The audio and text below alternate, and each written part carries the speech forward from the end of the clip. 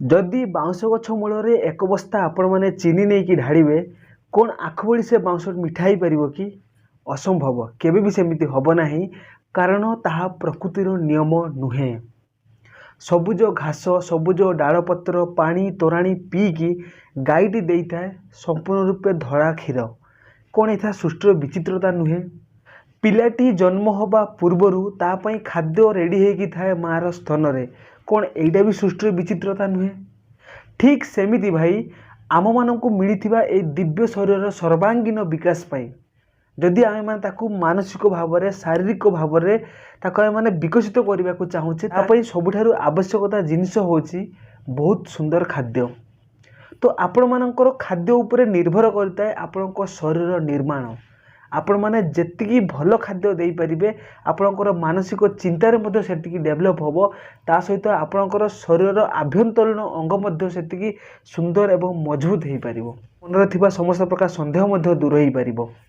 जेमिति कि आमे माने चाहूचे आमे माने सुस्थ होइकी रहिबु आम मानकर एमिति समस्या अछि ताकू ठीक करिया को चाहूचु किंतु से मुताबक भल खाद्य आमे माने खाउने ताहले जदि आपण माने खाद्य ही खाइबे नाही ताहले आपणक शरीर सुस्थ हबो केमिति।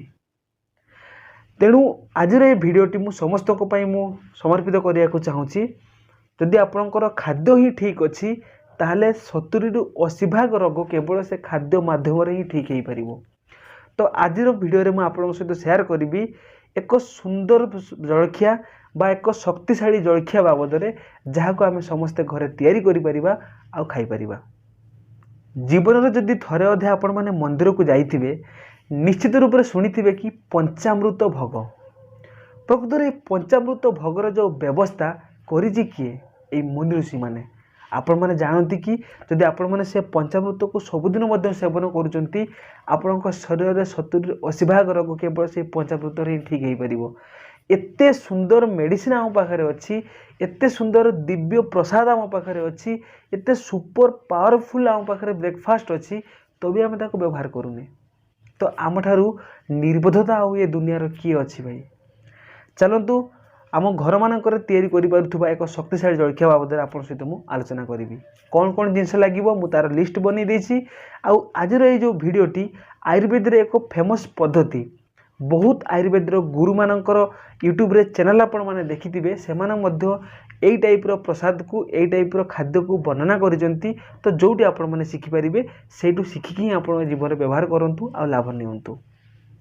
शक्तिशाली जलखिया को तैयारी करिया पई कौन कौन जिनिस आवश्यक पड़ता है नोट कर नियंतु। एक तो दरकार पड़ता है कदली, 2 रे दरकार पड़ता है महू, 3 रे दरकार पड़ता है किछि घी अल्प टिके 1 चामच हो 2 चामच हो आपन आवश्यकता मुताबक। अन्य गोटी को दरकार होता है दही, अन्य गोटी को दरकार होता है अल्प टिके अलैच, आउ से दरकार होता है काजू, आउ से दरकार मध्य होता है किशमिश, आउ से दरकार होता है मध्य नड़िया कुरा होता नड़िया, आउ से दरकार होता है गुड़। प्रश्न आसो आपण आवश्यकता मुताबक आपण मैंने अल्प अल्प सबकि जिनस नहीं पारे सबकि जिनस को एकत्रित कर आपण को भल भाव में मिसाइवाई पड़ो। तो आपणकर सुपर फास्ट जलखिया बा आपणकर पावरफुल जलखिया रेडी हो जाइए। तो तैयारी करने बहुत सहज केवल आपण मैंने आणिकी रेडी करके रखु आउ जितेबाला आपणकर खाइबार इच्छा हो ताको आणिकी बाहर करंतु मिक्स करंतु आउ खांतु। किछि दिन आपण एमिति खाद्य किछि दिन प्रयोग करिवा परे आपनको अनुभव हो कि आपणक देह रे फुर्ती आसुची आपणक देह रे हैप्पीनेस आसुची आपणक देह भितरे आपणक मन जो धीमा अवस्था रहउतला अलसुआ टाइप रे आपणक मनोभाव रहउतला सेथिर आपण टिके ऊपर लेवल को उठी जाइजंती मनर विचार करिवार शक्ति रे मध्य डेवलप धीरे धीरे होउची आपणक अनुभव होबो। कारण ए जलखिया खाइबा द्वारा आम शरीर में बहुत किसी जिनस विकसित होता है। खाली सेतिकी नुहे आम शरीर थिबा जो सबुठारु मूल्यवान शक्ति बोली आम जहाँ को कहूचे जहाँकि शुक्र शक्ति कहूचे यही टाइप रो जलखिया खाइबा द्वारा आम शरीर ता बहुत जल्दी वृद्धि होता है जहाँद्वारा कि शरीर स्टेमिना पावर वृद्धि होता है। सो प्रतिटी वर्गर थिबा मनुष्य याको खाइबा उचित प्रतिटी वर्गर थिबा मनुष्य। तो आज ये भिडियोटी आपको केमिति लागला निजर मतामत दबाक जमार भूलु नहीं। एमती नुआ नुआ भिडियो देखा चैनल को फ्री सब्सक्राइब करें। नमस्कार।